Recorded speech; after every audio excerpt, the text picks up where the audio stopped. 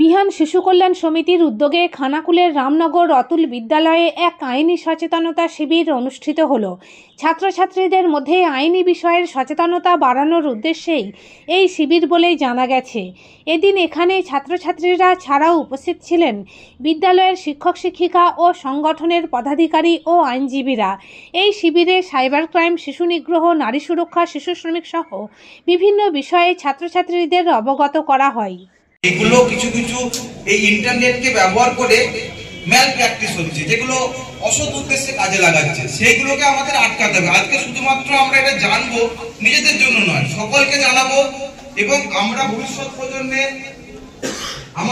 আমরা বড় হব, আমাদের পরিবার হবে, আমরা যাতে সব আমরা আমাদের ছেলে মেয়েদের, আমরা আমাদের ভবিষ্যতে সবাই বন্ধু বান্ধবদের সাথে আমাদের পারি।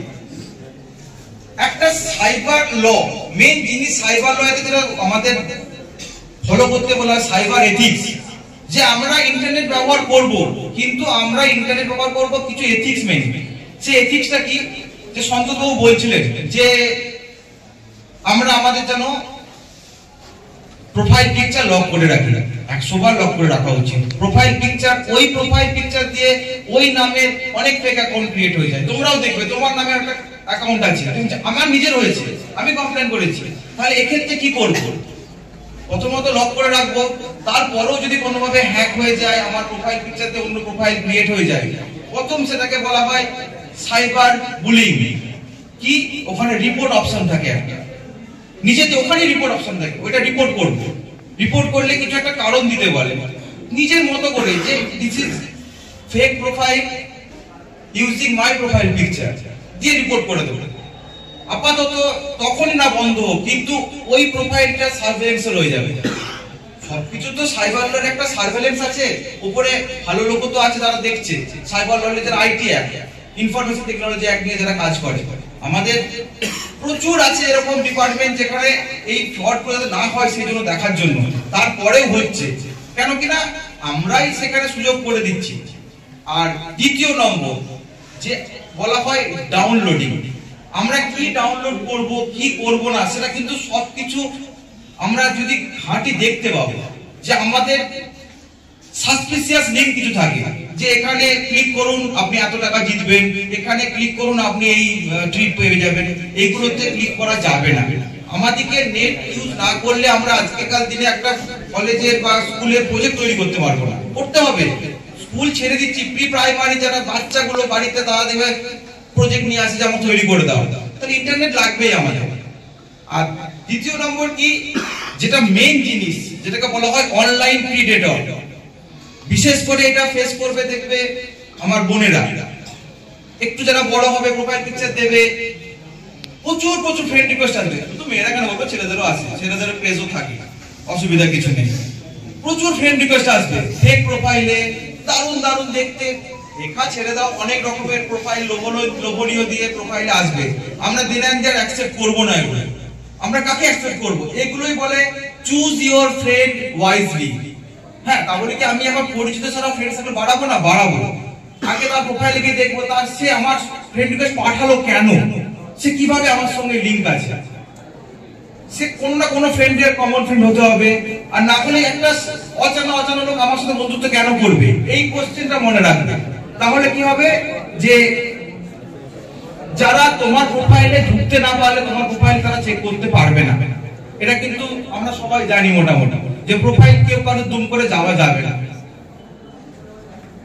আর সব থেকে বড় কথা, এই যে অনলাইন প্ল্যাটফর্মটা এতটাই আমাদের ওতপ্রোতভাবে জড়িত। সকালে ঘুম থেকে উঠে ঈশ্বর দেবতা বা কারোর ইষ্ট দেবতার মুখ না দেখলেও ফোনের মুখটা প্রথম দেখে সবাই, এটা স্বাভাবিক, আমিও দেখি, আর লজ্জার কিছু নেই।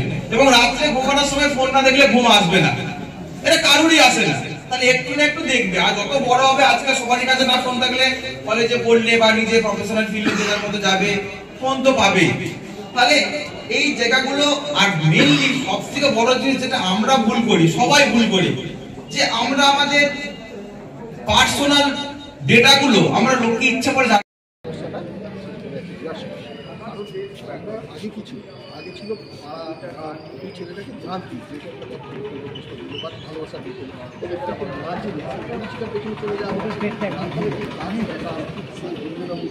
সে ক্রিমিনাল নাকি ভদ্রলোক, তার বাড়ি আছে না বাড়ি আছে, সে ঠিক পথে থাকে নাকি ব্যবসা রোজগার করে, সে কোনো মাঝে জায়গায় তোকে বিক্রি করে দেবে, এই বিষয়গুলো না জেনে অনেক কিছু বলতো। এই মানে ভালোবাসার টানে ভালো ভালো কথায় মেসেজ করছে, হোয়াটসঅ্যাপ করছে, তারপরে মনে হচ্ছে সে ছাড়া আমার পৃথিবী অচল, বাবা মাকে ছেড়ে দিয়ে চলে যাচ্ছে, বাবা মা একটা সন্তান তারা পাগল হয়ে যাচ্ছে, কিন্তু মেয়েটারও ভবিষ্যৎ জীবন আছে। ঠিক আছে বাবা চলে গেলে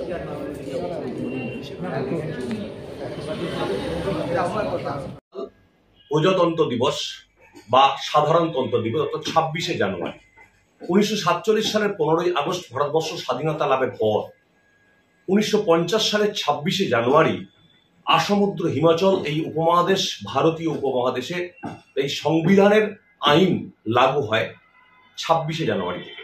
সেই দিনের প্রাক্কালে অর্থাৎ আগেই রামনগর অতুল বিদ্যালয়ে তাদের ছাত্রছাত্রীদের নিয়ে একটা আইনি কর্মশালা, যেখানে ছাত্রছাত্রীরা জানতে পারবে, শিশুরা জানতে পারবে যে এই সংবিধানে আদৌ কি শিশুদের কোনো অধিকার আছে, এখানে নারীদের কি অধিকার আছে, পস্কো আইন, আরো যে বিভিন্ন ধরনের জুভেনাইল অ্যাক্ট, শিশু শ্রমের কি নিয়ে কি আইন আছে, বাল্যবিবাহ নিয়ে কি আইন আছে, এই সমস্ত আইন তারা জানতে পারবে, সেখান থেকে তারা সচেতন হতে পারবে এবং এগুলো জানবো কার থেকে, একদম জানার জন্যে যারা উপস্থিত থাকবেন আরামবাগ কোর্টের স্বনামধন্য আইনজীবী, যারা সরকারি আইনজীবী, তাদের কাছ থেকে আমরা এই সমস্ত আইন অত্যন্ত সুন্দরভাবে জানতে পারবো। সেই সমস্ত আইন আমরা আজকে জানলাম, জেনে ছাত্রছাত্রীরা তো সমৃদ্ধ হলোই এবং তার সঙ্গে সঙ্গে আমাদের শিক্ষক শিক্ষিকা সবাই আমরা সমৃদ্ধ হলাম এবং ভবিষ্যতে ছাত্রছাত্রীরা এর থেকে অনেক ভাবে তারা সচেতন হতে পারবে এবং এগিয়ে চলার ক্ষেত্রে এটা অনেক উপকৃত হবে তারা বলে আমাদের মনে হয়। নমস্কার, অমিত কুমার আড্ড, প্রধান শিক্ষক, রামনগর বিদ্যালয়। সমাজে যে অবক্ষয় চলছে, ছাত্রছাত্রীরা বিপথে চালিত হচ্ছে, তাছাড়াও আমাদের বিভিন্ন আইন কানুন আছে যেগুলো সম্পর্কে আমাদের ছাত্রছাত্রীরা সজাগ নয়, হয়তো আমরা শুনেছি কিন্তু তার প্রয়োগ বা কিভাবে তার এগোতে হবে সেসব সম্পর্কে আমাদের ছাত্রছাত্রীরা অজ্ঞ। সুতরাং এই ধরনের অনুষ্ঠান আমাদের ছাত্রছাত্রীদের অত্যন্ত সমৃদ্ধ করবে বলে আমাদের মনে হয়, সেই জন্যেই এরকম ধরনের প্রোগ্রামের আয়োজন করা।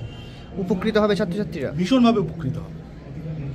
আপনার নাম আর পদটা? আমার নাম অনির্বাণ শেঠ, আমি এই স্কুলের ইংরাজি মাস্টারমশাই, বর্তমানে অমিত কুমার আড্ডের অনুপস্থিতিতে দায়িত্বপ্রাপ্ত আমি, এবং অমিত কুমার আড্ডের নাম না করলেই হয় না, তার জন্যেই হয়তো আজকের এই অনুষ্ঠান। তিনি না থেকেও আমার কাছে এবং আমাদের মাঝে উপস্থিত। ধন্যবাদ। বিয়ান শিশু কল্যাণ সমিতি দু ধরনের শিশুর জন্য কাজ করে।